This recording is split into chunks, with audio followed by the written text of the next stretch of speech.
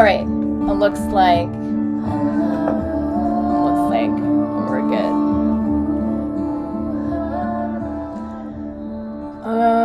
Okay.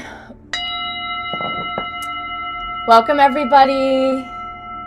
Welcome to the Silverlake Priestess Podcast. I'm Jaime Black, and tonight I'm here with Molly Durand, and we are going to talk to you about all things with the voice and being witches, living again in this lifetime. And man, we've just had a conversation before we got started. So anyway, welcome, Molly. I'm really excited to have you here on the show. Let's make sure we can hear you. You are muted. Yeah, you're still muted. That's my fault. There we go. There we go. Hello. Thank you so much for having me. Yes, you're welcome. So for anyone who's new and just catching this show for the first time, we talk about our spiritual practice here. We talk about the work that we do with spirit and then the work that we do out in the world, like how we're serving our sacred purpose and in which way that we're doing this. And so I like to have people here that I come across that are doing amazing things in the world. And Molly and I met many years ago, actually when I was struggling with my voice and I had some very serious vocal injury going on. And so I was getting some vocal therapy in the same place that you were. And so, we met. We got to hear each other sing, and that was maybe my first experience of you was maybe at like one of our performances in a theater, and came out and we're belting. It's what I sent in my email this morning. I'm like, you are just a powerhouse of a singer. You have this incredible energy that you're able to release, and I'm somebody that can really recognize that because with my vocal injuries and different types of like resistance and insecurity, whatever, some of us may be able to sing in the car, right? But to be able to like really release it like out into the world and in front of people, that's really hard to do. So it's an incredible thing to be able to do it yourself, and then it's something that it's a gift that you give to people. So Molly is a professional vocal coach here in Los Angeles. So as well as being a singer and a performer and a recording artist and all of this, she's also teaching others to be able to find their voice, free their voice. And, that's so dear to my heart. I think it's such special work. And so anyway, we're going to talk about all of this. I could talk about just what I was listening to for like 45 minutes just now. Yes, please. And what were you going to say real quick? Well, you can start. I'd love to ask people like, how they got started with the thing that like we're talking about. So I would love to talk about. I can tell you based off of what you just said is interesting to me because, belting out, being loud and letting it pour out of me was for me the second nature. And so for me, part of my journey as a singer was learning actually how to kick back and start to, I'm getting text so annoying, kick back and actually start to listen. So, and I think of the throat chakra, I always think of like the ear, nose, and throat. And I think of it being about listening to the messages that are coming through, whether it's ancestors, divine, God, whatever your guides are, and then communing with them and then allowing that to come out. That's what I think singing is basically. It's like it's allowing the communication that you have with source to come through you and be a channel of it so that you can not only experience and remember your own soul, but remember the souls that came before you. And it's like a recall, and but my journey of it, like some people might start out where they have volume isn't the thing. And for me, I had to learn how to not push and I think a great singer is somebody who's a great listener. Why having a great drummer with you is so important, a singer being connected to what I'm saying? You know, we want to hear what you're saying, and you are cutting out more in this spot that you moved to. All right, let me actually turn my Wi-Fi back on. Can you hear me now? Yes.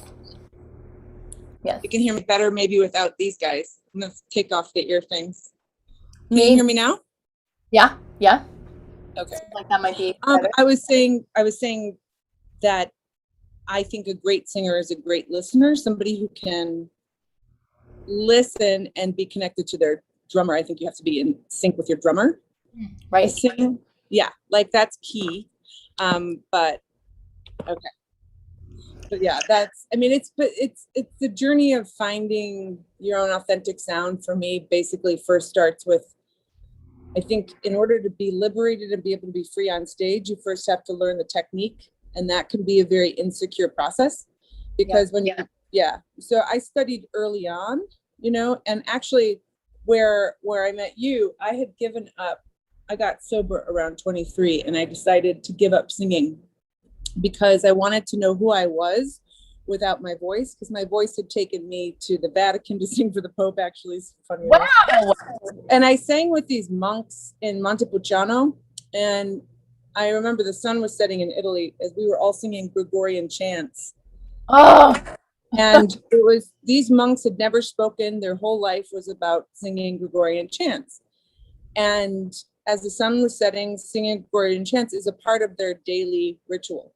And to me, there's nothing better than that. Like, I could live that life. I would 100% be able to be a monk singing Gregorian chants and have a happy life. But then the other sort of lesson I got with praise singing is what I would call it, is when I met Ladysmith Black Mambazo and I got to sing with them. And they're a group from Africa who everybody's heard on Paul Simon's album, but these people are they are praise singers, and they would smile and they would sing straight up to God, and that their whole, like, how they utilize the voice was all about God. And that's honest to God, like that's for me how I access whenever I'm really lost, which this past year I think we all have been, and in general, singing is the thing that seems to bring me back to a truth. And it's just a sound. That's why vowels are so, there's this whole, Jonathan Goldman does this amazing thing called vocal toning of their chakras.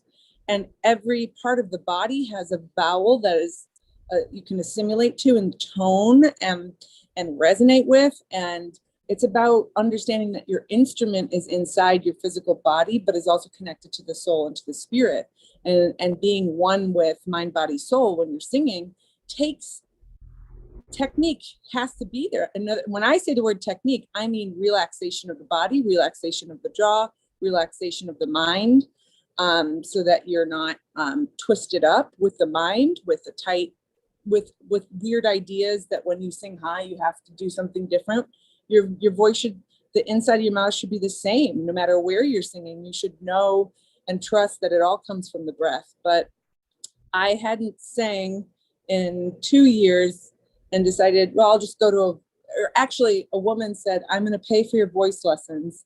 Go to this person. And I started singing again. And that's where I met you. I think I was doing Ave Maria, was that show that we did. And I did that. I had to sing that at my cousin's funeral, who had died that year, who was 27. And he was like a brother to me. So I was asked to sing at his funeral. When I got sober 2 years prior, I said, I'm not going to sing again until I'm asked. And, I was asked. And I've been singing ever since again. So, but I had to detach from the ego, I think. Always. Right. That's that is the journey for all of us. At some point, it's interesting because at that point, I stopped singing then for 2 years after that. And I had to relearn how to speak. I had to relearn how to use my voice, but also Spirit was telling me that I wasn't doing what I wasn't doing what I was supposed to be doing with my voice, first of all, and what I was doing with my voice was what I was not supposed to be doing with it. Right. So, it took me going to the doctors and then sticking cameras down my throat But it really took me going to like a spiritual, like a medium, so that her and then this doctor that she was working with in spirit, which was someone that she had actually apprenticed with in the flesh before he left his body. And then she continued to work with him in spirit. And anyway, he was scanning my body and coming up with all of this information that there's no way that she would know, right? Of like stuff that had happened to me. Yeah. And it was one of those where I was like, okay, I'm listening. I'm going to quit my job immediately. And so I quit. I was a waitress at the time, and I was in the middle of recording my first album. I had to stop everything. And so I also had to disconnect with, it was not an easy process, but with how I identified with myself.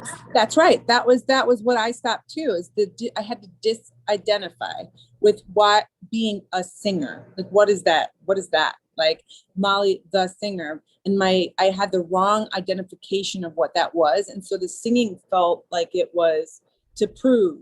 It felt like it was it was for all the wrong reasons towards the end of me saying, I'm going to let go of it completely. And I'm going to do it when asked, and do it when it feels like it's not only being of service, but connection, and that's why, like, that's interesting. You're talking about like that part of your voice, and part of the block was that you had to listen to the right messages, right? Like, it's about the throat chakra connected to listening. It's connected to what are we paying attention to? What are we listening to? That's why when students come here, I'm not going to teach them, oh, can we do this style or that style? I don't teach style. I try to find your voice. What is your authentic ah? What is your authentic E, O, A, A, O, U? Because once we find that baseline of who you are, then you can do whatever you want. Then you can add color. Then you can do this, that, whatever you want to do. But let's first figure out who the fuck you are, what your voice is. That's so fascinating. So I have a question. So like you disengaged from whatever it is you were doing. And then how did you find your way back to what you're doing now? Well, I had to stop talking, stop working as a waitress. So I worked in all of the coolest diners in Los Angeles, like all the late night diners. So that's how I knew everyone. I knew everyone from being in this kind of communication with everyone, being someone who was awake late at night, being somebody who slept in late, drank coffee, drank whiskey, smoked weed, talked a whole bunch of shit all the time. And then I was performing a lot. So I was managing restaurants. So I was working in rock and roll diners with like super loud music. So I was talking very loud over the music to the kitchen, to the staff, to the customers. And it was just, it's like waitressing was such an awesome experience for me. I've talked about it so much on this podcast in so many ways, having to get out of my slave job and all of that. But also it was this way that I got to really learn people and learn about my own energy and learn everything, right? And so it was a really amazing healing point for me. It was therapy at one point. But then it became something I needed to get out of. And Spirit was like, you're not meant to be yelling about French fries and arguing with customers and dealing with drunk people, and you yourself just talking shit about whatever and drinking whiskey and all of this. So I had this experience where I had like disengage with the environment. I always had like a strong sense of self. So I was like, this was myself, and this is how I interacted with this type of environment and these types of people. I had to disconnect from all that. So I couldn't be on stage in front of anyone anymore. I wasn't using my voice. I couldn't record my album, which was like, finally I was going to like be doing something with my music career. And I had to be quiet. And then I also had to change my diet because I was having acid was coming up and burning my vocal cords. Yeah. So I had to, I had that when I was younger.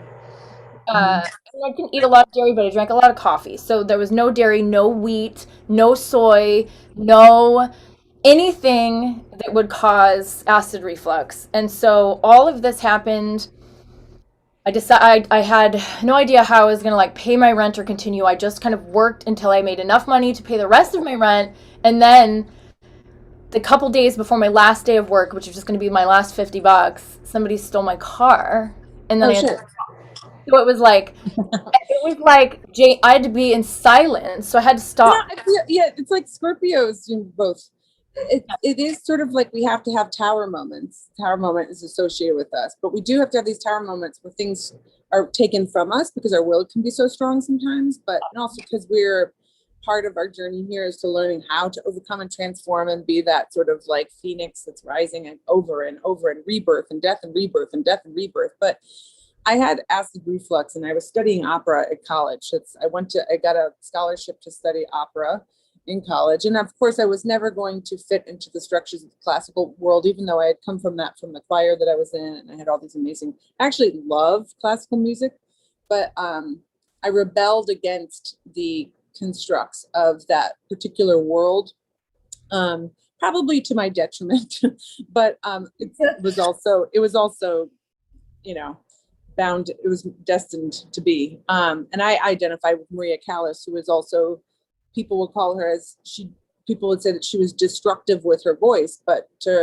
Maria Callas was like my childhood idol, as was Ella Fitzgerald and like Judy Garland. So these are all people. Well, Ella Fitzgerald was a healthy individual, but her voice was just unbelievable what she did with that instrument. She was probably my biggest influence in how I do phrasing and stuff like that. But like the rest of them were typically pretty destructive in general.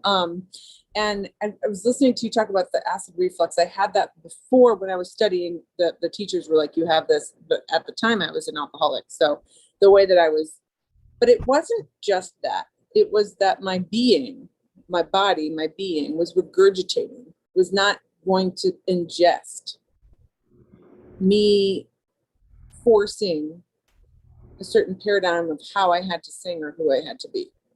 So like me getting sober at 23, which is super young, but I kept getting, I didn't have a choice. I was court ordered. And then I realized I hit a bottom and I was like, oh yeah. And I had an awakening at a young age, but and I've had a million awakenings since. Like, I feel like I had another one 7 years ago and then another one 2 years ago.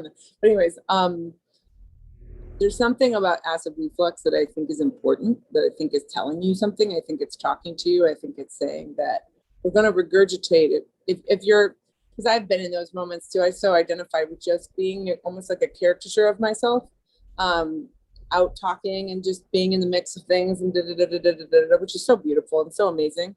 And it has a chapter, right? Like it has an ending. Because if we are introspective, spiritual, like artists, there is a period where we have to preserve our energy and retreat back in so that we can get honest with ourselves and be like, wait a minute, how do I want to use this voice? Like, what do you, right now, I love your music, by the way. And right now, the stuff I'm writing is made up languages with only drums and bass, which is what I wanted, which I did this about 5 years ago for fun on my, I've never released any of this stuff, but I feel like this is the year to just continue that. And it's out there and it scares me, I'll be honest, it totally scares me. There's no structure to it. There's no form to it. It's not me sounding pretty. It's not me sounding impressive. It's me communicating with whatever the F is like coming through me, because I will meditate. I'll do my singing bowls. I'll meditate. I'll get into the zone, and then I record. And it's been bringing up wild stuff, like fun though, like really joyous. Like I recorded this one song like 2 weeks ago. I had my buddies. I said, "Can you give me just a riff?" I said, "Just give me 8 minutes of drums and bass." And I gave them like sort of like a vibe of what I was looking like, an A flat, like just give, you know what I mean? And they sent it back to me. And at first they had a hard time with like, they're like, well, we added a guitar. I was like, no. They're like, because we wanted some structure. I was like, no structure. It's like, just nothing. And so I started recording it in my house. And I was like, I don't know what my neighbors must have thought, but I was making bird noises. I was just like, it was like 8,000 different voices coming through me. And it was the most fun I've had. And I don't even know how long. Like, it was just me communing with my, my tribe. And it was a blast. And I sent it back to Seth and I was like, I don't know what the F this is. He's like, I'm on board.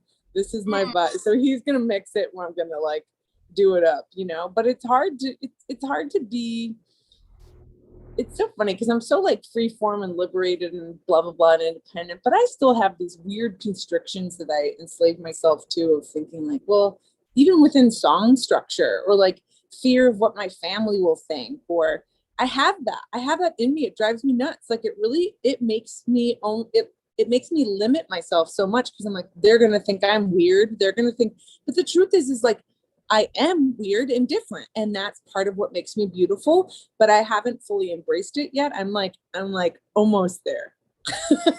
I'm like totally there, and everyone's like, wait, you're not there? I'm like, no, I'm not there. They're like, you're not completely liberated. I was like, not even close. And they're like, holy shit. Like, you know, so, but I'm not, I know when there are moments where I'm that way, but you know, I was even scared of that song. And I sent the song to my friends, and I was like, I don't know, this is crazy. And it's like, why do I diminish what is flowing through me so freely? And it's literally pure joy, you know? And it was just fear of being too, I guess it's a fear of like almost insanity too. It's like a fear, it's like that fine line of creativity versus like being completely, you know, out to lunch. And the way in which society celebrates people being free and liberated, but then also so long as they have a noose around their neck, you know, as long as they're in control of it. It is, I mean, this is just like some of the stuff we were talking about before, you know, we went live. It's, and this is such a time, this time that we're living in. This is like amazing time that we're living in. Light is really being shined, whatever, on the places that we've been programmed. Everything that we're thinking, that we've been programmed. So in my harmony class right now for my music theory stuff in school, so what we're learning, it's really great stuff to learn. We're learning like all the rules that were created around the time of Mozart. And so the rules that they Baroque period, is that Baroque? Well, Mozart's classical, and so Baroque was before. So the Gregorian chant was before classical, and it was literally the rules that they were applying to Gregorian chant for it to not be this way anymore, because they thought it wasn't progressive enough. So, and what I'm actually getting out of it is I'm learning by what not to do. I'm learning all the things that I want to do. I'm like, oh, okay, those are all the sounds and everything that I want. I'm really drawn toward these old medieval sounds and listening to music codes. And so when you said Gregorian chant, I'm like, oh, I've just been like on this lately. But, you know, one of the things that I said in class is I'm like, okay, basically what you're telling me is that this is just like everything else.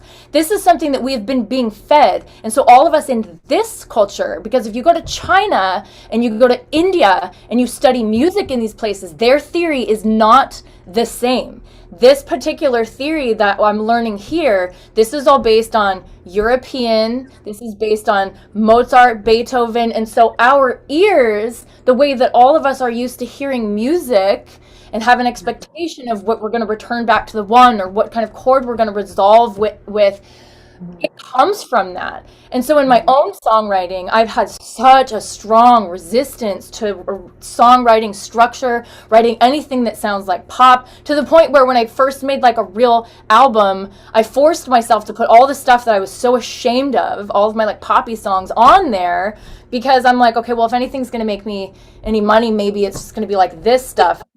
But but I had to learn structure first, right? Like you had to write those pop songs first before you could find out. Well, I actually wonder if that's true. But I mean, the way I teach is the first half of the lesson is technique, so that the second half of the lesson could be soul driven, meaning like what comes out, let go of the mind, let go of everything that we just learned, and just let the communication, like, you know, sing your song and communicate with me and tell the story. But like, when it comes, like, I wonder if when you were learning the structure, it's almost like you have to know the structure in order to break out of the structure. That's how improv was. Like when I studied improv, I gave up singing and then I did Second City and ended up touring with Second City. But like with Second City, when you're first learning improv, you would think improv is like, oh, you know, there's no structure, you just go and you fly. But you can't be free without certain structures. In other words, like that 8 minutes, I just needed like a baseline. But if you start like you're saying, like you're learning all of the origins from the beginning up so that you can actually then understand all of it, so that you can then go outside and find your own vibe that will enhance it even further. And I think the more I like, you and I are on the same page, because you're somebody who's constantly wanting to learn and learn and learn and learn, because the more we learn, the more we liberate. The more we learn, the more we know what we want. The more, like, I've studied so many religions I can't even tell you, and I continue to, because I want to. The only way for me to absorb and understand what a religion is to actually study it, and to actually, like, one of them I'm practicing now, my second form of Buddhism. I practiced Theravada for like a long time, and Vipassana, and now I'm studying a totally different sect of Buddhism. And I'm also studying like Christ consciousness, like all different types of stuff, in order I have to like dive in fully and learn it, to then find out like, who am I and what is my, like which one resonates with me. So it's interesting, right? Because it's like you had to write, or I don't know about you, but I had to write song structure. And I enjoy, like, I enjoy the Beatles in song structure. And like, I think there's something genius about the simplicity of being able to write a simple song with form and structure. There's something that is so much harder in so many ways to do it right and to do it authentically, right? And I think, but it's also been interesting for me to, the fear that I have of breaking outside of that is sort of more of what I'm discovering that I didn't know that I still had. Like, I thought that I was kind of more liberated than I'm discovering that I am. There's so many things I could say to like all the things you're saying. But the opportunity to rebel and to break out is also coming from there being a structure in place. That's true. So, with music, I studied. Like, how did the structure get found? How does it get found? Like initially? Well, no, it's interesting what you're saying from the Baroque period moving forward. Like, how did the structure get found? But it got found through trial and error, right? Don't you think?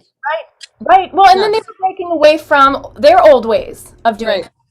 Yeah. So it's just that's the thing. That's the authenticity piece, right? Is like, is this in alignment with me, and why or why not? So I went with growing up with structure. Originally, I couldn't play music off the paper. Like, I couldn't play my flute without reading. So when I learned how to play guitar, I refused. I was like, that's not the way that I'm going. I'm not learning it like that. And so it couldn't be intuitive otherwise. So it allowed me to write music intuitively and not know any of the rules. And I'm sure that I've written music that's like, that note actually doesn't really work, but that's what I heard, and that's the way that I wanted to go. So now, all these years later, after writing all of this music, I'm going back and I'm learning structure. And for me, for my voice, that's exciting. Huge, because I never ever learned how to sing and how to use my voice. That's right. And without, like, it's sort of like if you're watching a child. Like, I believe in boundaries. And we do like boundary. We want to burn like boundaries. I like boundaries and structure so that I could be free within that. Because it's like if you have a child and you let them do whatever they want, and they say, hey, I really want to, like, it's an act of love to learn the basics and to learn structure and to have boundaries. Just like it's an act of love to say, I'm not going to let you jump off this cliff, even though you think it's going to be really fun because you're a kid. It's like, no, you can hate me. To me, the fact that you're starting now, I mean, it's crazy that you're studying other like instruments as well. I mean, I've studied the voice, and I play a little piano and a little bit of other things very badly, but I've studied the voice, and it took me probably a good 20 years before I could feel like I was able to sing with, sorry. Somebody called. The way that I try to teach, because I did have an awakening with my voice. I'm trying to think when. Oh, I know. I had an awakening with my voice when I stopped listening to how I sound. You can't be listening to how you sound. You have to be listening to everything. You have to listen to the other musicians. You have to listen to source. You have to listen to what the emotion is telling you. You're connecting to your soul. It's feeding you information as you're singing. You have an audience in front of you that's feeding you a lot of information and energy, and you got to pick up on the energy in the room and utilize it to help you know, like, what dynamics, like, how do I, now is when I'm going to go blow and like let my soul rip. And now is where I'm going to pull it all the way back, right? And go pianissimo and pull it all the way back and hold it in a sacred space. I remember I used to perform at, I miss the old days of performing. I'm like, God, I don't even remember. But I loved being able to, and my band, one of the things I love about the blues is that, I mean, I'm white, so my relationship with the blues will be limited in my personal opinion, just because I have so much respect for that art form. But I feel like any song where you're able to literally get the audience revved up and get into that energy where you're like revved up, and you're about to blow, and then you pull it back completely. You just pull the plug, you go down a pianissimo and sing like as soft as possible. Then they're drawn in and they're like, what's happening? It's like this whole collective, the collective. You're having the experience of the collective, and they dictate what I'm going to do. That's the thing about live. That, like, I'm a live performer. Like, that's where I fly. Like, I could record, and I've done a ton of session work this year, which has been really fun, because people are, they're sending tracks, and I get to use my little mic and do the best that I can with home recording. And that's fun, but none of that will ever replace what it's like to be in communication with a band and with an audience live, because you're all creating it together. Like, that's what audience members don't understand, is they're like, you are a part of this experience. You are why it's happening this particular way. But you have to get to a place of not caring how you look and how you sound in order to have those types of experiences. With improv too, like, you have to know the structures and I have to know how to feel the inside of like, when you're singing and you're trained, and you know this, but like, how it feels where the tongue, when you're relaxed and when you're not relaxed, basically. Like, if I can't hear the sound system, which happens a lot, I know if I'm in tune based off of how it feels, and also based off of the breath support that I have. But when I have an advanced breath support that's like rocketing to the next dimension, right? Like, if you have a massive, and I'm lucky I studied opera, because that's where I really learned how to breathe. But when you have a breath support, and I do a lot of breath work with all of my students that can do anything, you're never having to worry about how you sound. You don't ever have to worry about, like, is this any good? Because you're just in alignment with the soul. Because the soul wants to come out.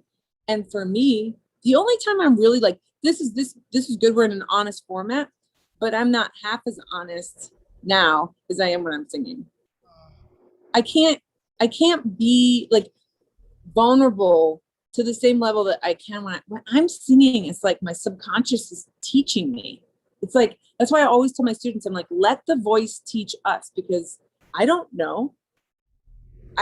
We have to see how it comes out. Like, try the vowel this way. Let's see how it comes out. It'll tell us, like, it'll teach us, but we have to listen to it, right? We have to listen to what the voice is trying to tell us at all times, because there's a lot of wisdom there that if we try to force or produce, that's what I hate. I hate singers, but I hear, or people, or anything where they're forcing or trying to produce a sound. I hate it, because I used to do it because I thought I had to produce. And that's when you block yourself from spirit, and that's where you block yourself from your authenticity as a singer. And when you breathe, you utilize the techniques that you relax, you let it flow through you, and you're having the experience as it's flowing out of your mouth. You're in, like, it's in tandem. You're with it. It doesn't mean that you're not still thinking. It doesn't mean that you're not like I have technique, right? So I can always fall back on technique. You got to have technique. You've got to do the work. But it did take me about 20 years before I could sing freely, I would say. And now it's just like, I just sing whatever. And sometimes, the idea of how it sounds is not, I actually was listening to, and I posted my album from a couple of years ago. And honestly, if I could, I'd go back and record that at half the volume. I would kick it way back. Sometimes I get so revved up in the moment, because we recorded that album live. So there's no like takes. It's a live album. So it's like the whole thing is what you get. So it's going to be what it is. But it's, there's a lot of, there are times where I can hear when I force, and it drives me nuts. Yeah. Yeah. The thing is, in this culture, is that we're not taught to sing. We're not taught singing. We're not taught freedom of the voice. You know, one of the things that I like, what I'm really loving about learning this, because I mean, I didn't sing in front of anyone until I was almost 30. It's not that I didn't want to or didn't like sing to myself, but I had so much fear around it. And then I also had so much fear around totally destroying like the image of myself that I was projecting or that like I identified with. So that was too. I was, you know, just my Scorpio fiery just energy, and people would come to see my show and they're like, that okay, your voice is really beautiful. That is not what I was expecting from you, just because I had just such a bit more of like a, you know, loud, you know, aggressive kind of personality. And so people weren't expecting this really vulnerable release. And that's what it was too. I mean, you were asking like how I came back to basically having it be more healing, is that I basically got blocked. The universe was like, you're not recording any of that. You're not going to record it. You're not going to perform with it. You're not going to be using it to speak to the whole world and all of that. And you're going to just be separate from that. And every time I'd go into a restaurant, I'd blow out my voice, and I just kind of couldn't use it for like 2 years. I went through yoga teacher training because it's kind of what happened to me last summer. I'm like, what the fuck am I going to do right now? Just, I need to be doing stuff. I'm like, what am I going to be doing? I'm not traveling. I'm not doing any of my in-person events. Okay, so let me go to, what can I work on? Let me go to school. And I want, you know, in psychology, and I was going there. And then I just kind of found myself in this opportunity that my guides were like, you're going to do this first. And the reason is, and why I was getting in trouble back then for using my voice the way that I was, because first of all, our voice is a mechanism that heals our own body. Like our voice, we sing songs in certain tones or keys that are healing for us, for what we're going through at the time, or for what heals this body. And then as we release those specific sounds too, that's the area in which the healing is happening or the release is happening for others. Yeah, the ah vowel, and is Jonathan Goldman talks about this, but it's like he associates it with the heart chakra.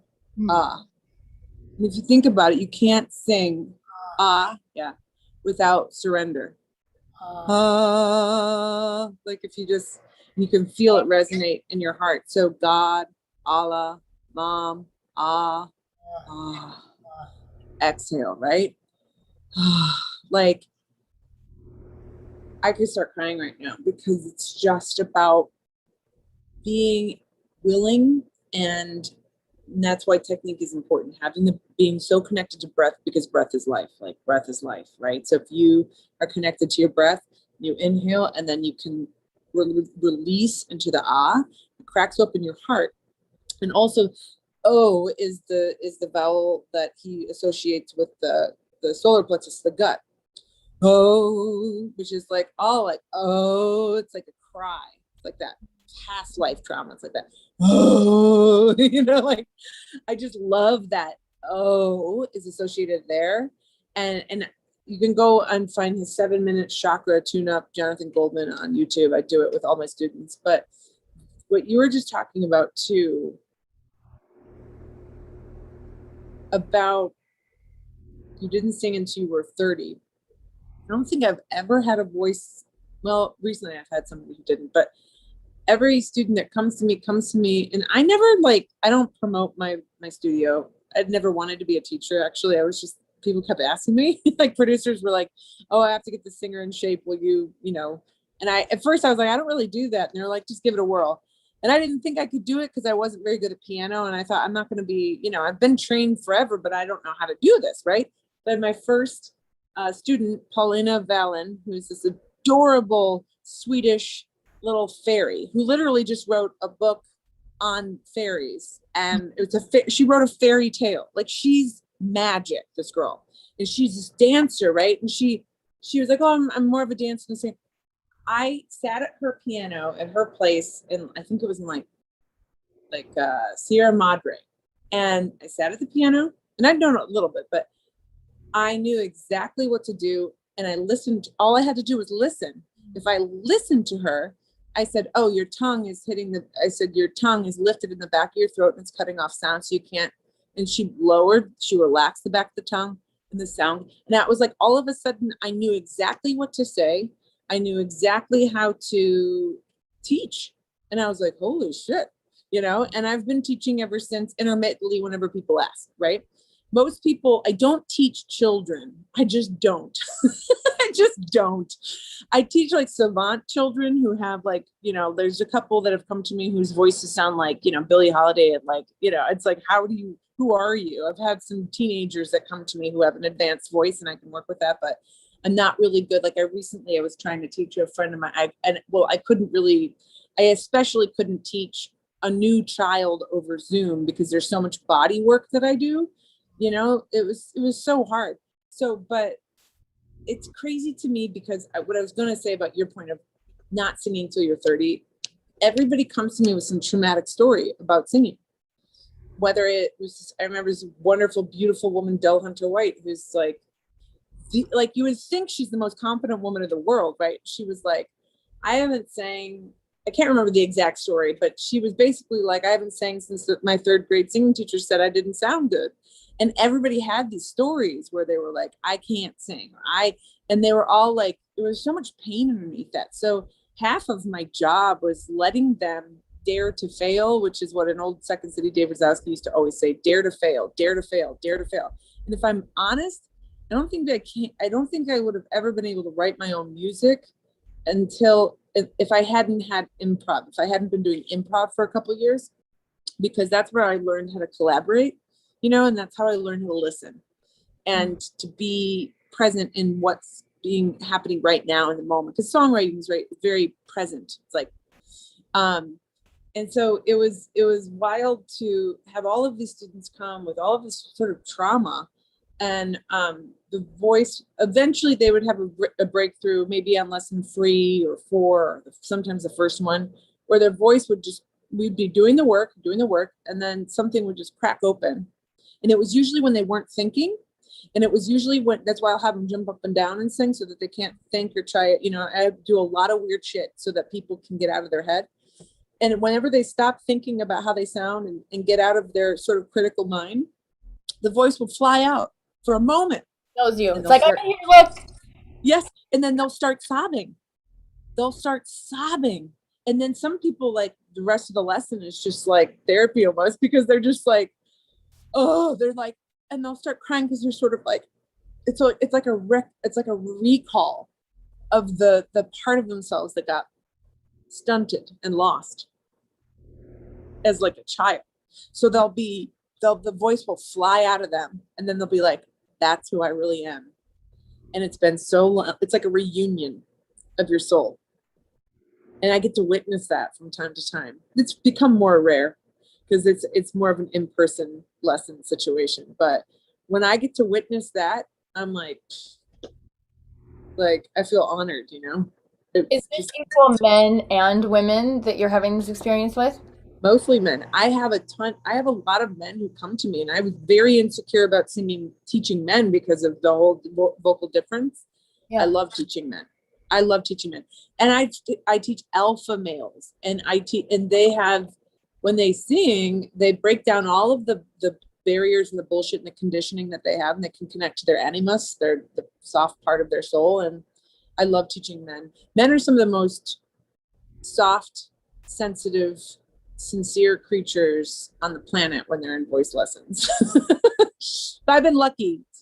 I've been lucky to meet, the men who come to me typically too. They're people that want to. It's vulnerable to sing. It's vulnerable. It's terrifying. Especially for an alpha male, because I've connected to being one of those like most of my life. There's so much shame. Like, I think just in hearing about that, because I would automatically assume it would be women, right? But just because of all of the oppression that we've experienced, with not being able to have a voice and having our tongues cut out and burnt alive, and literally. But like, how oppressed are we all? even the monks, those were all men. Yeah. When I told you about that girl that I had, the Orthodox Jewish girl, who said she was not allowed to sing because her singing, this is, like I said, I don't know, 5 years ago, but it's present day, where she is 14-year-old, 16-year-old girl who's not allowed to sing because it will draw in men and she'll seduce them. I mean, it's such control, right?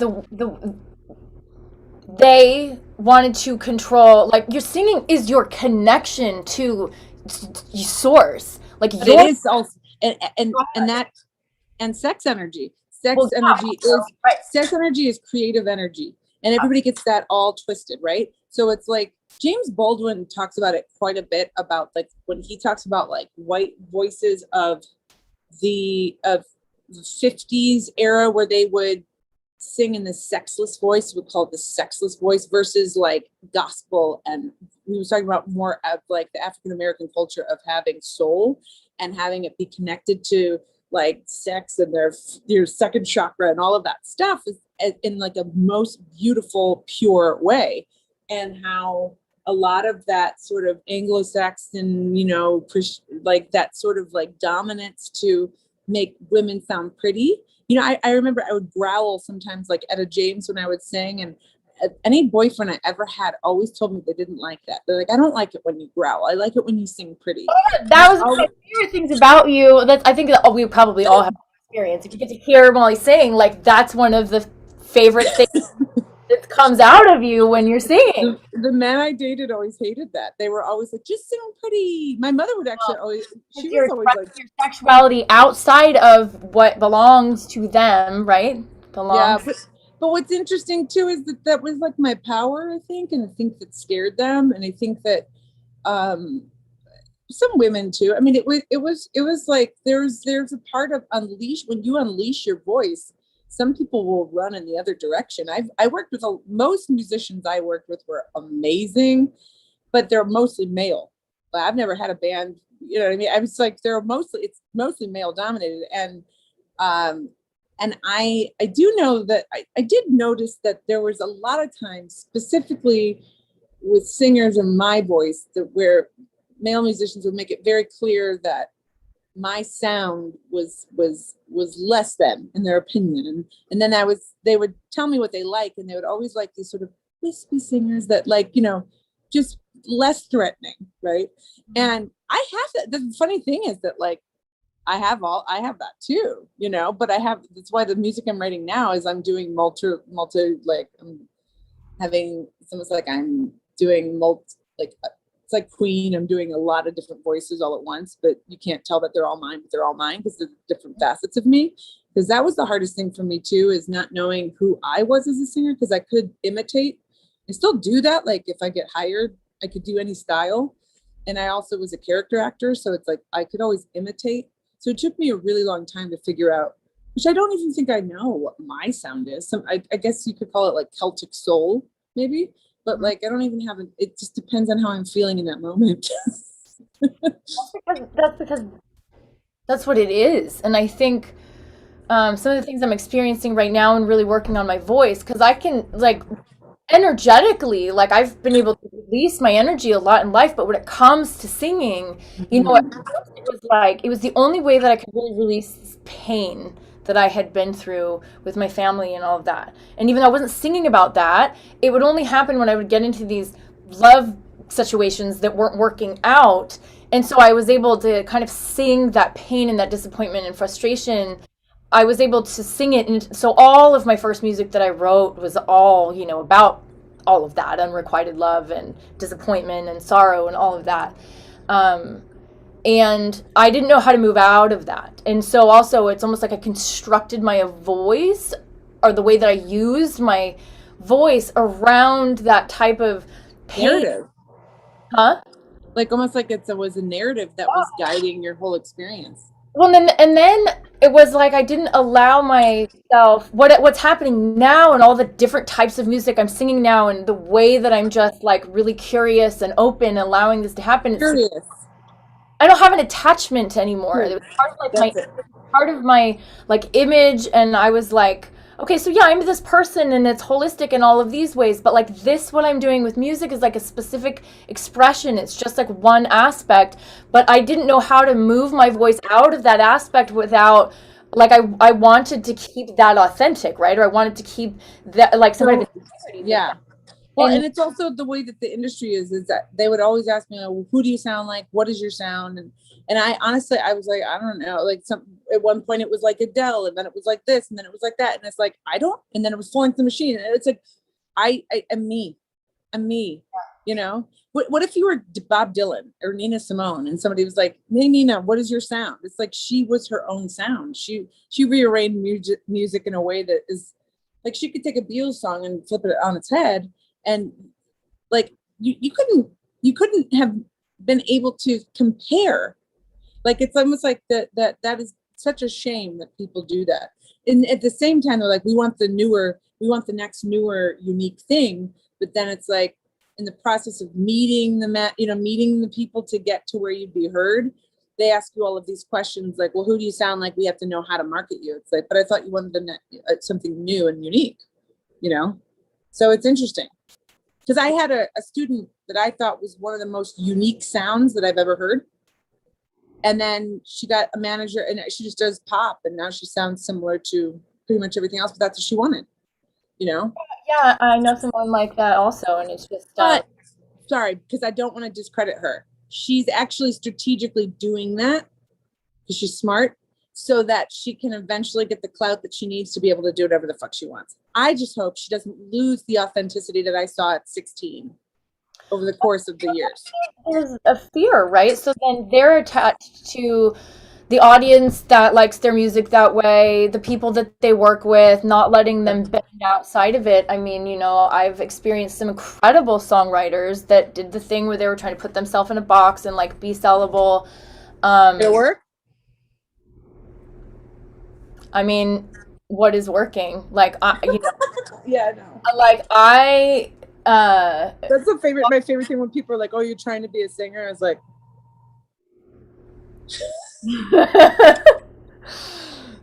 I don't base my your version of success is not my version of success, because I actually don't really care. Like I am, I work in 9 to 5, and somebody was like, oh, I used to be a creative too. And I was like, okay, well, I can't go a day without creating. So I don't know what you mean by I used to be a creative, but like, I don't actually function in the world without creativity, and like whether it be painting or whether it be recording or dancing or seeing something that I have to like film and take a, you know what I mean? Like, I don't, it's of me. It's who I am. It's not like what I get and how I make, I don't have to, I mean, I believe in monetization of it too. I totally do. I don't even think I have a block with that. I also think that the world is ready. Like, craft takes time, and I am committed to my process of the unfolding of my particular craft and my particular voice and how I utilize it, even with my writing, because I write as well. Like, I just write, like, not music, like I write, and it's like the unfoldment of that comes at the exact time that my psyche is downloading exactly what it needs to for me to be able to express myself in that particular way. Like, the only thing I give a shit about in life is having the freedom of self-expression. That's all I want, is freedom of self-expression. So if I have to go work 9 to 5 so that I have freedom, so I have the ability to have freedom of self-expression, it depends on the job, and if it's sucking you dry, then you know what to do. But, like, I will do whatever it takes to make an environment so that I can create. Does that make sense? Like, oh yeah, totally. I have this thing. I just do it in a different way. Like, I can't do the 9 to 5. Like, I refuse to. I mean, we'll see. More will be revealed on this. Yeah. Well, and like you said, it's different based on what it is that you're doing. But I do know a lot of, I know like musicians and things like that. Like, nowadays, feel like I have a hard time finding enough people to play with, because people are like, I have a 9 to 5. They have It's actually 9 to 6. It used to be 9 to 5. Sunday afternoon, and I'm just like, what is all that? Like, I need to be like as free as possible.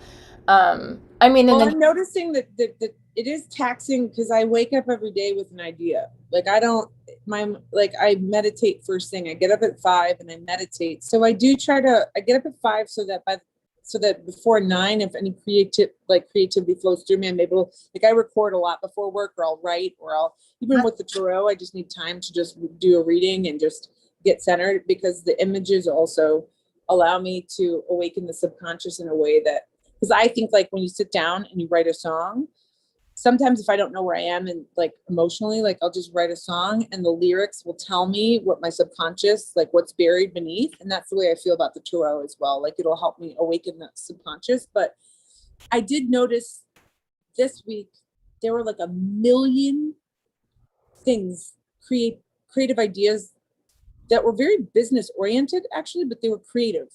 And they were really clear. And my body was too tired, because and so that was something where I was it's hard, it's and it used to be 9 to 5 when Dolly Parton sang the song. Now it's 9 to 6, because you don't get the free lunch hour anymore, which is just more how are we all supposed to, you know what I mean, just the way that this whole system is set up, it's burnout central, and Yeah. So I have to be careful with my burnout, because I don't want my weekends to be only recovery.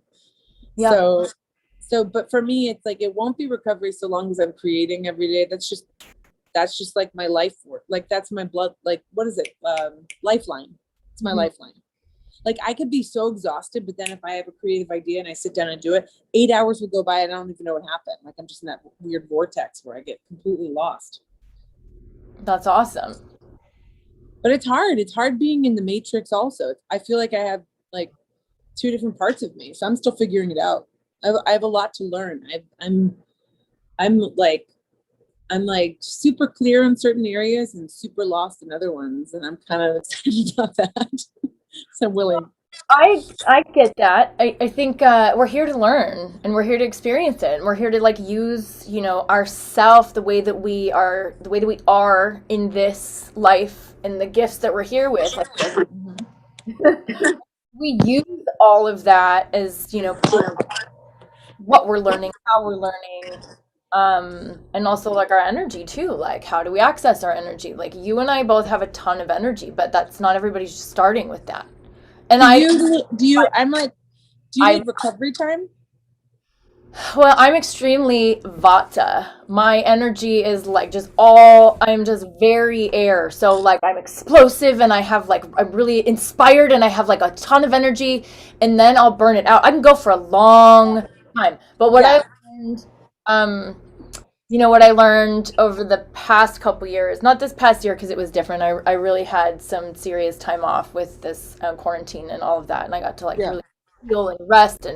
But when I started my business, I was just on overdrive for a couple years, just pushing, creating, trying to do music at the same time, creating all of these things, doing the podcast. It was just, I had the energy for it, and I just couldn't stop. I was inspired. I'm do yet, but then I did burn out, and so it's learning. It's a constant balance. I was just talking to my friend Mary Queen. She called me today, and we were talking about, she's getting her script. She's got these people. She's it's all happening. And she's back in Chicago, and she was also, we're just talking about that. How do you do the self-care stuff so that you can stay balanced? Because self-care is, and self-love, truly loving yourself means doing a lot of the stuff you don't want to do.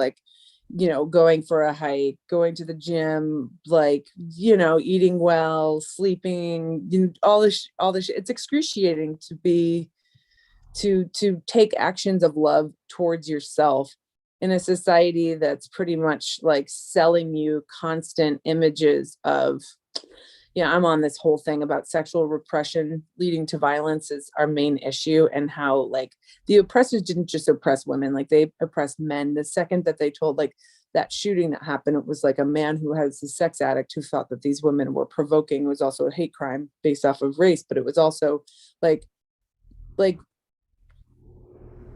some of the ideas that I don't believe Christ was teaching. Obviously he was friends with Mary Magdalene, but what got passed down, what was used for power in the States in order to gain political interest. I'm sure they utilize sex, in my opinion, as a tool to shame. So sex is bad. We're in pagan culture. It was much more natural. It's much more like it was a part of your unification with God, which I think sex is such a creative, it's such a spiritual act. It's such a beautiful thing. And when we can view it as a beautiful union that's sacred and something that's special and something that connects you to the divine, it's harder to sell. Like it's not going to be as commercialized. So one of the things that I feel like we've all been sort of oppressed with is when first I think it's oppressive to men too, because they're told if they have attraction, like men would kill women when they felt like, oh, well, they were like that woman was saying, like her voice was calling them in or seducing them, and they didn't want to be, they're so repressed and afraid of their own desires that they would then be angry if they felt aroused. Whereas if we lived in a culture where being aroused was okay, there wouldn't be such resistance and violence. It would just be a part of human nature, which it is, and just being allowed to be like, oh, I'm aroused and I'm turned on by, because that's creative energy. And that's not a bad thing. It's only bad when you have shame induced on it. And then you need to take actions of violence against it because you hate yourself so much for having a basic human feeling. And then, so that's like, and then for women, of course, I don't really need to talk about oppression for women when it comes to sex. But one thing I will say is how I think we currently oppress ourselves by insisting on all looking the same with injections. And, I'm not saying that doing that, you're allowed to do whatever you want. If that empowers you, fine. But like, what if you ask yourself, is this what my soul wants? Or is this, why do I need to look different than how I am? I'm curious about how that's, for some people, maybe it is empowering, and I wouldn't, it's not for me to say, but I think it's coming from oppression of thinking that we all have to look a certain way in order to be loved or accepted. And that's where our value and our worth is. And I think that that's an oppressive thing. And I think that if you force your body to be a mold, that there's only one mold and we're all supposed to look like that, then you may as well just carry a chain around your neck to whomever this ridiculous idea that we're all supposed to look like that came from, because that was all designed to sell products, so that we have to all look a certain way. And here are the products that I will sell you so you could buy them so you could all look a certain way. It's total fucking bullshit, And it's also all about like disidentification with our actual beings and all becoming like an avatar, because there's only like one model of beauty, and that we're all supposed to look that. It's just absurd to me. And that not only oppresses women, but it oppresses men as well, because then there's this weird thing where men, like for a status, they have to have a certain, who they have to be attracted to is to be a certain type. And there's a sort of homoerotic way in which they want to impress each other with having a certain type of, all this stuff that it's just, it's not who we are. It's conditioned, Mm-hmm. Yeah. I'm that's the light that's being shown. Yeah. Right now.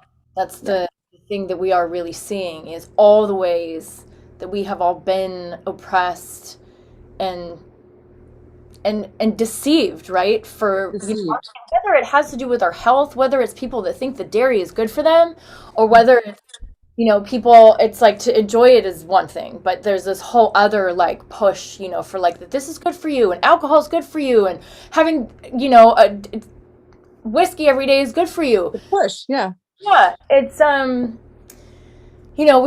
we've been deceived, we've been lied to, and that's like a huge part of last year, just a huge, like, what really was coming up for people, no matter what side you were on. It's like, I think, kind of even think what side you were on for things, like politics and in regards to the virus and the vaccine and the masks and all of the everything, everybody is reacting to feeling lied to. Everyone. Mm-hmm. Yeah.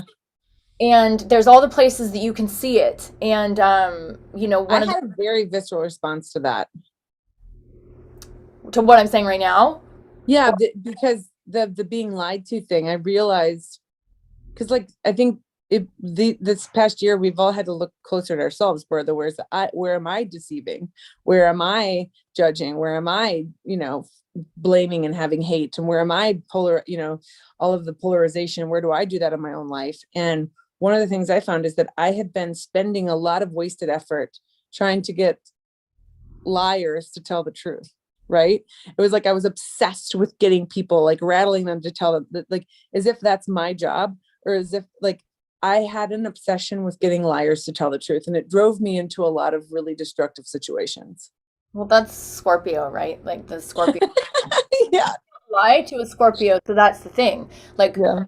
we always know what the truth is, but a lot of times the lying is the person lying to themselves. And so the lying externally outside of themselves is to continue the lie. I mean, we all know this, like people really want to lie to themselves about things as opposed to just dealing with the truth.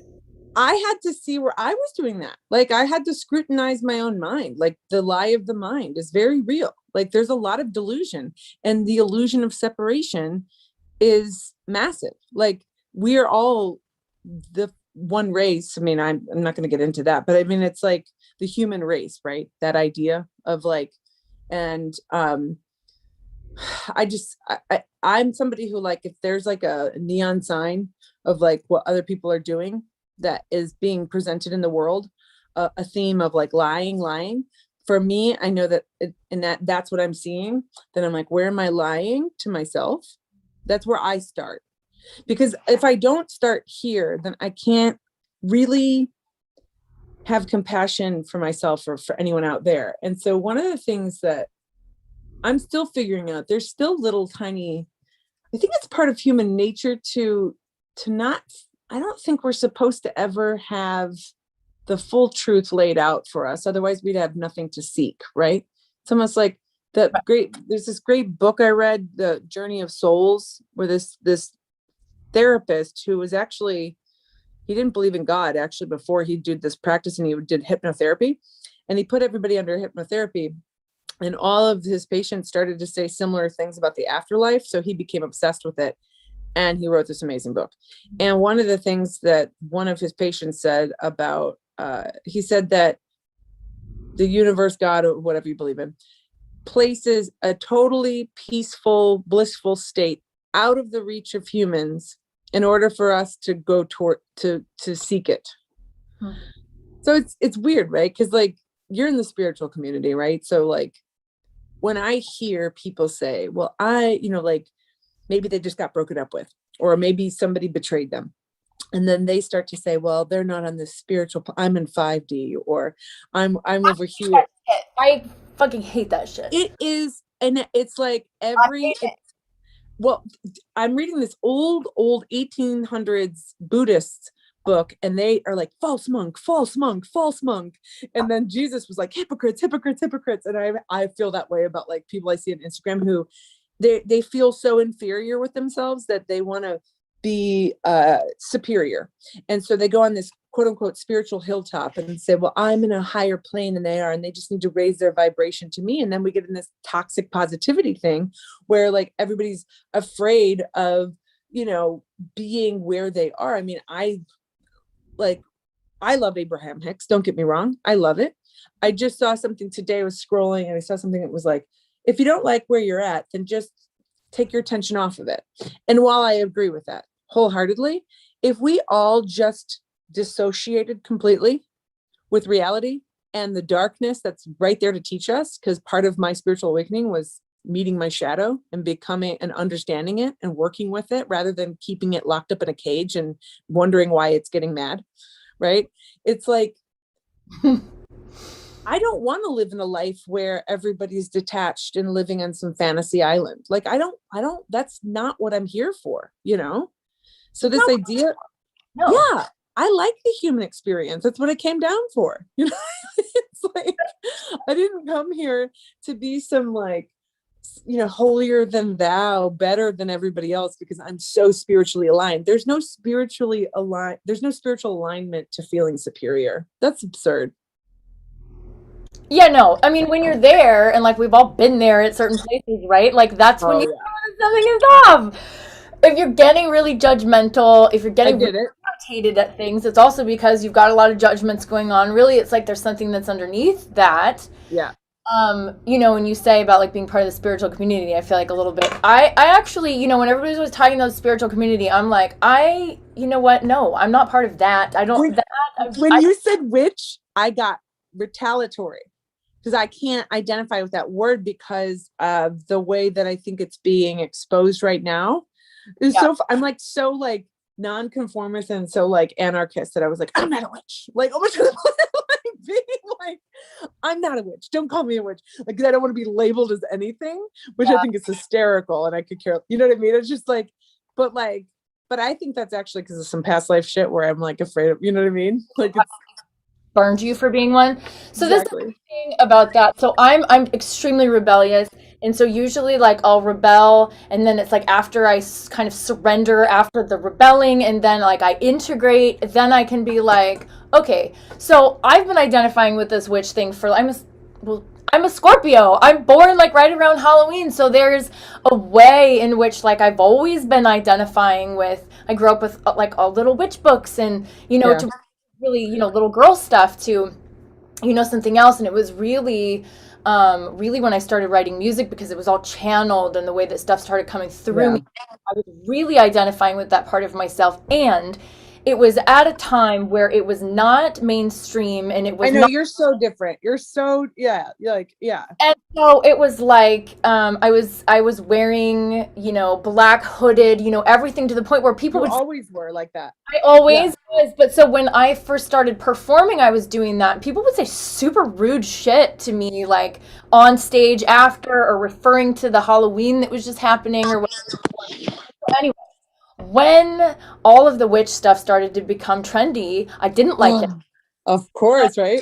Maybe like run into some of like my real witch like friends and so talking shit about girls wearing witch on their t-shirt and just, you know, all this stuff. And so it's like also for me to totally identify like with my witchiness at one point, I allowed myself to be dyeing my hair black. So I was dyeing my hair black and which I was at that time wasn't at that time I feel like because we're about the same, I don't know if we're the same age, but so, like it was gothic. Dragon.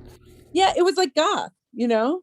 Well, yeah, and so anyway, I've always been very, I've always had lots of friends in the goth community. I've always been around in the goth community, but I have just never been able to truly identify with like any type of anything. Group. Me neither. Yeah. With them, then what becomes, then what is reflected to me is all the ways that I'm not like that. Exactly. So I get so like protective of myself with that.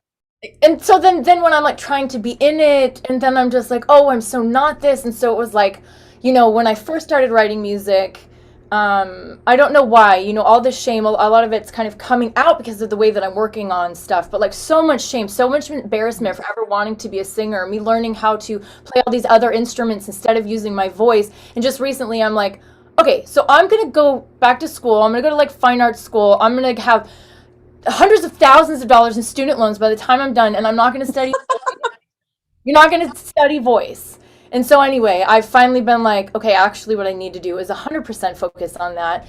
So, but anyway, music started coming out of me. I was writing really cool witchy stuff, and I was writing these little, really pretty singer-songwriter type songs where I'm singing about a boy. I have this long blonde hair. Great. Humiliating.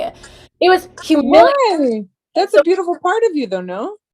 Well, but now I'm more in acceptance of that. But like, I just was like really, you know, I was just like really edgy and like really cool and just really like have this, really strong type of personality. And so it was like, it was so pretty. I didn't listen to pretty girl music. Like, I mean, I at least listened to like, I listened to a lot of dark and like goth music and I listened to a lot of hair metal. Like I wanted to like scream with my voice. Like I didn't want to sing this soft, pretty, like. I have this, every student that comes to me wants to sound the opposite of how their voice sounds. What is that about? Not accepting the self. Like there's so much in our voice. Like I was saying earlier, like there are specific sounds that we make. Like it feels our own instrument. It has everything to do with my growl. Yeah. It's like, yeah. Communicating. And so actually it takes a lot of courage to let the actual voice come out. Because it's different if I'm talking, right? If it's different I'm talking and I have words that I'm saying and I put energy behind it. But when it's my real voice, it's like being naked. It's like, this is what I really look like. That's exactly right. this is how I'm maybe pretty or not so pretty, right? And so it was like really embarrassing to me to have a pretty voice because I was always really rebelled against that's not my focus. I'm not interested in male attention. I'm not trying to be pretty. I'm not trying to be famous. I'm not trying to like be these. No. I want all this stuff to be real. I want it to be, and so I want to sacrifice all that other stuff to the point where like I'm just so niche. I'm like so. You know, I had the thing about the fame is interesting because like I remember like I would sing and people like, how are you not famous? And they'd be like mad about it after I perform, and I'd be like, and then I would feel shame like, well, I guess it's not enough to just sing here right now. Like it's not enough, apparently. Like I have to be somewhere else in order for it to mean anything. And that's sad to me. It's sad that we live in a culture where it doesn't mean anything unless it's on a grand scale. We have been cultured to believe that I mean, it's just it is the culture that we live in. It's such fame culture, the social media, It's all that. crazy, isn't it? Each individual person is working on their own like fame, on their own exposure, on their own, and so that's why like all creative, it's just like we all have to label all of the things that we do. So that's why most people don't sing, don't play an instrument, maybe they don't dance. It's like because they're comparing it to this ridiculous. But I feel like that's starting to break free. Like actually TikTok and like there's some like benefits to like I think social media and all that has taught me also how to like I have a good relationship with it because it's like that's where I get to like show you what I'm up to and show you where my heart is right now. And sometimes that does mean like promoting a song and being like, look, I just worked my ass off on this and I think you should hear it. Like I think you should hear it. And if that's 7 people, that's that's amazing because you had 7 people that heard what you worked on. That means something because it is almost like if it's not shared, it's not real. And I think that's where we kind of get tripped up though. Like, is it real if it's social media? It's like, sometimes it is, sometimes it isn't, right? It's like, sometimes it can be used for good and it can also be used as, you can hear Eleanor, my dog. It can be used for good and it can also be used for, a vain sort of voidless effort. And I think it's all, I mean, your pages are beautiful and like showing parts, like they're showing aspects of you that other people wouldn't otherwise see. For me, it's always hard because the self-expression on there, for me, I go pretty deep with the way that I think, even though I'm like a comedian as well. I'm very light and I see the world as in a sort of ironic view, but it's almost like I have to go deep in order to lighten up, but like, it's just, it's hard to post and have family see it. That's my biggest trip. And they don't even give it, they could care less, but like, that is the thing that I think I'll work through for the rest of my life. And it's part of the things that color and filter what I do and what I don't do. And I think that it's just like, it can be a beautiful avenue. It's like Andy Warhol said, like one day we'll all have 15 minutes of fame. And we really do. I mean, we all have a platform now. That actually did happen. Like he was foreseeing that. And then now we have to learn, like, what does that do to us? Are we becoming addicted to that? Or are we communicating with each other still? Like, I don't know. Like, I think there's a lot of good that comes from it. There's a gift where there's a gift, there's a detriment, like equally. It's exactly, right? Yeah. Our weaknesses and all of that. And so it's really like, my dog is attacking me. But it's always being honest with yourself first. Doing the self growth work, like being aware. Am I attached to this? Am I becoming too involved in this that I'm becoming insecure because of needing to post, or what did I post, or should I take it down? I've gone through some stuff with my family, but like I've always been very real with my family. They've allowed me to be that. There's definitely been some things where I'm being extremely honest, and then they feel like I'm exposing stuff about them, which I'm not, and it's about me, but because I'm so close to them, and so I just have to leave, like, I just have to be really clear that, like, I'm talking about me and I'm exposing me, but like social media is good for me exposing myself because what I was doing with music and how I was like very clear. And like I wouldn't look at the camera, and it was like somebody could take a picture of me, but I'm not posing for it, and I'm not showing you anything. Like you can just kind of look at it and see. And so my sound was like that too. I wasn't trying to necessarily tell you anything, but I was sharing, but it was just like, it was just more gentle, and I found myself needing to be more like, I'm having to sing right now, like at the camera, like for my classes. It's crazy. I'm like, I've never done that. That's hard, because like I'm still learning that. My friend Andy Fisher Price is, just check him out as a musician. Like he is doing this, like I'm getting there, you know, like I can definitely like sing in front of the camera, but there's always a little bit of like awareness, you know, it's like creeps in. Whereas like, I'll talk about Andy in a second, but my point is that live, I have no inhibitor. Like there's no inhibitor. Yeah. There's no filter. When I'm live, I am just boom. And like, I don't know how to do that on camera. I'll be honest. Like I haven't gotten there yet, but my friend Andy, I feel like he's really, and my friend Adam too, but like all those guys actually, but like, he'll just turn on the camera and just play. And there's something about the way that he's doing it that is just so sincere and so vulnerable. And he's just not aware of himself in those moments. And it's just so impressive. It's like, it's just so impressive, because like, it's easy for me to do live. It's not easy for me to do like through the camera. It's interesting.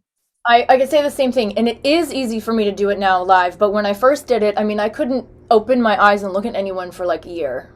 Yes. I could not. It was like my kneecaps would shake. I was just so humiliated and so embarrassed. Yeah.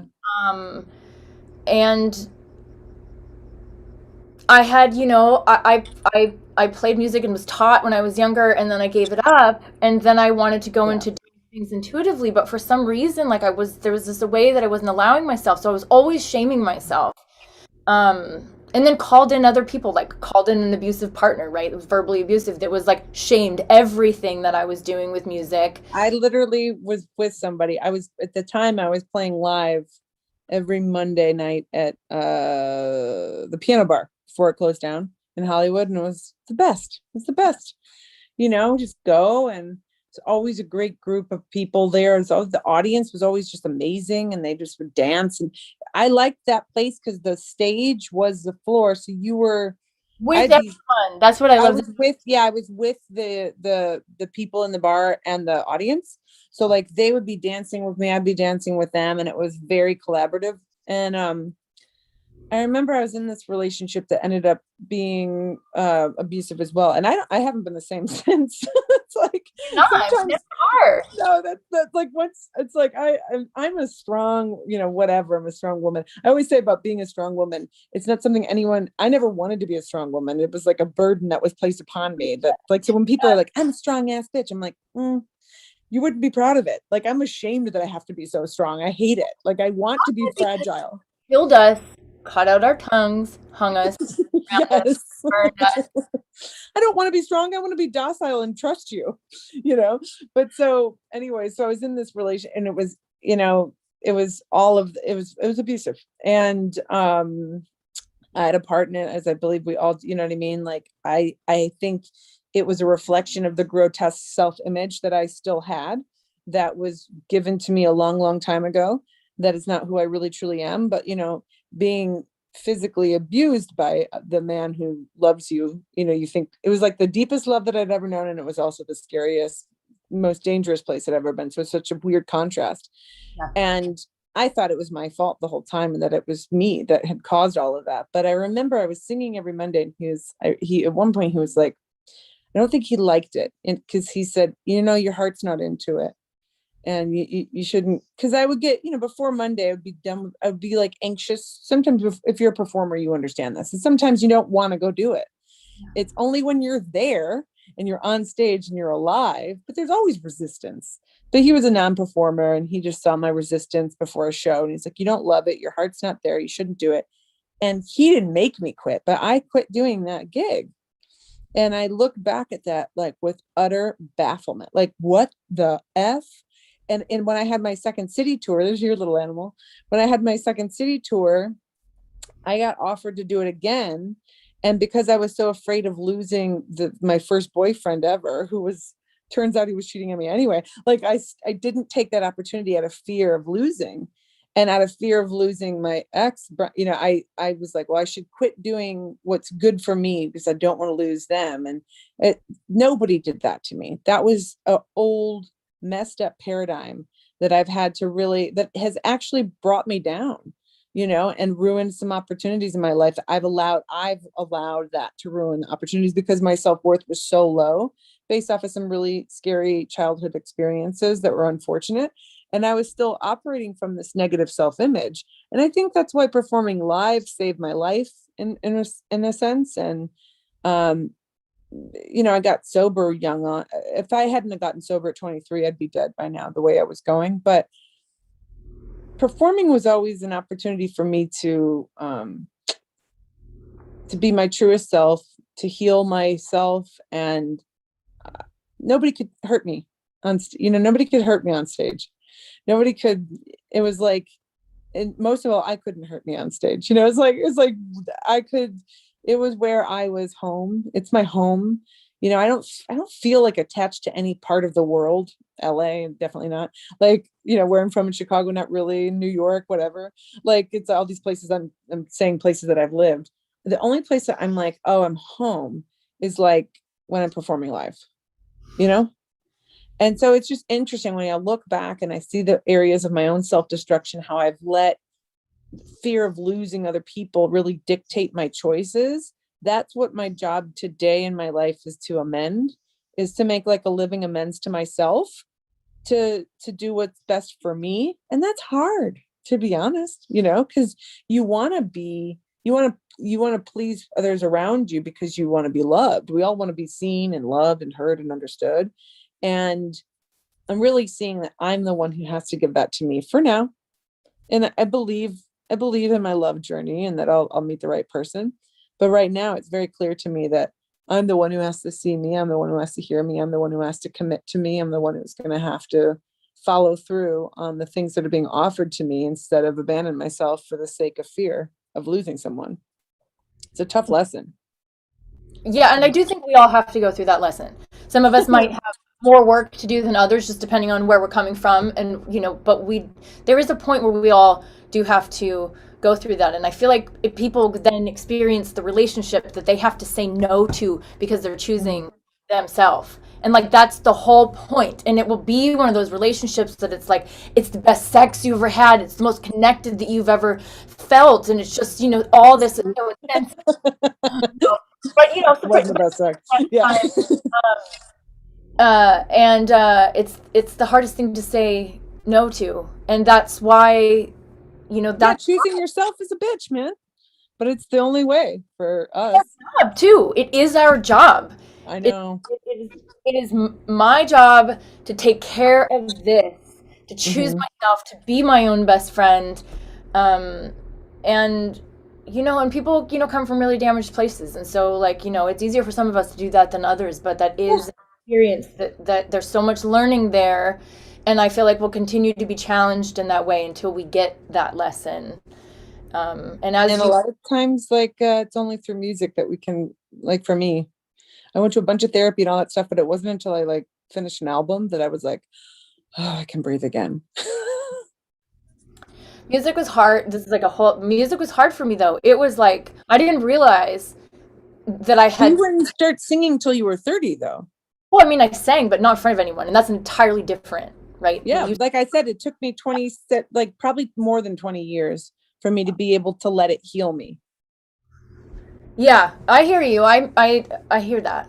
I had no idea that I had the self-judgment, the self-hatred. Yeah. I had no idea, just because I felt like I'd really done a lot of work, and I had, and I'd been really honest on myself, and I had the martial arts, and I just had all these ways that I felt like I really knew myself. And that's what I also feel like my call to music at that time actually was for, because it was a whole can of worms that I did not know what to do with it. I love that. It was really hard. And anyway, it's still a healing journey. I'm still like you said, curious. Working. Me too. I mean, I'm still finding my voice every day. And I'm still liberating it every day. And it's still like, and it takes me down avenues I didn't, and winding roads. I'm like, whoa, where are we headed? It surprises me. You know, you get to a place where you let your voice surprise you. It's kind of exciting. It's kind of exciting. I'm excited for that. I love your music. And I love that it's also calling upon ancestry. Yeah.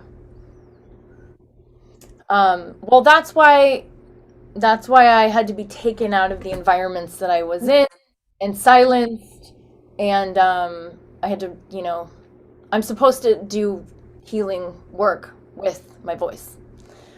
You know, I am too, and more of in a larger scale. I would like to one day, with you and with other mystics, like I do call myself a mystic, so I do have a term, but I would love to. So I told you about that land and Joshua tree, and we all go out there and do some sound healing stuff, because there's this. It's what I want to do.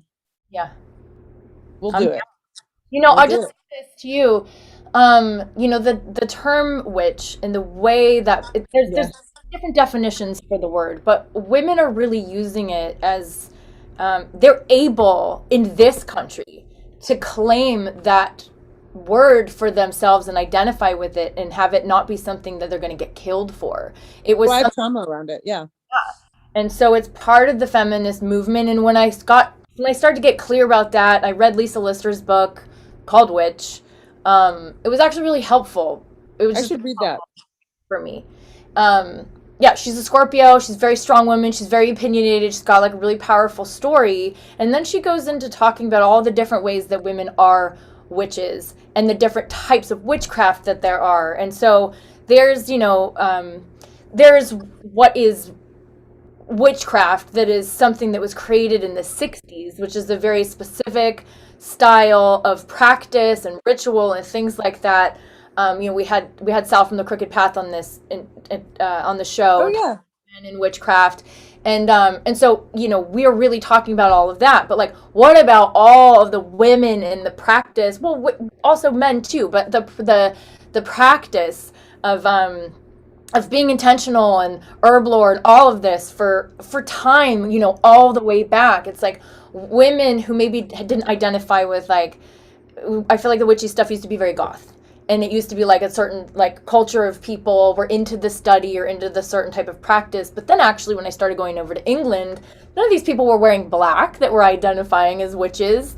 And it's just, you know, it's the women really have like taken that on and like really, you know, it. And it's helping maybe a lot of women that are coming from environments or places in the country where it's really religious and like it's not okay. And so that's a beautiful way to look at it. It's and I need more of an education. I think I have some wounding around the term from some people that I saw utilizing it to gain monetarily, power seeking.